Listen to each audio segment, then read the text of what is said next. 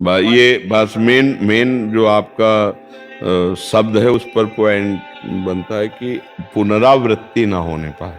जो आपका शब्द, ये बहुत खास बात है कि हमसे गलती हो गई जाने अनजाने में। जाने में होती है, उसमें हम जान रहे हैं कि पाप है, लेकिन या सुख बुद्धि हो गई है या दुख निवृत्ति हो की भावना है। दोनों बातें समझना।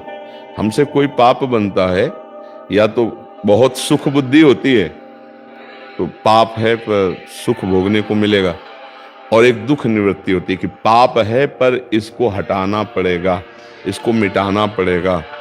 इस ऐसा करना पाप है, लेकिन दुख निवृत्ति के लिए या सुख पूर्ति के लिए, दो भावों से पाप होते हैं। अब अगर दुख निवृत्ति के लिए हमने किया है तो वो पाप हमें भयानक दुख देगा आकर के। जैसे दुख निवृत्ति के भाव में गर्भस्थ शिशु है, डॉक्टर ने कहा इसके माइंड में कमी है, ये जो बच्चा गर्भ में तुम्हारा, ये अमुक अंग इसका हीन है, तो दुख निवृत्ति के बच्चा ऐसा पैदा होगा, पूरे जीवन सेवा करनी पड़ेगी। ऐसा है कई तरह की दुख निवृत्ति के लिए, जैसे गर्भस्थ शिशु के लिए, ऐसे बाहरी कई बातें हैं। दुख निवृत्ति के लिए किसी जीव की हत्या कर देना, ये हमारे घर में रहेगा तो ऐसा ठीक नहीं, उसे मार देना।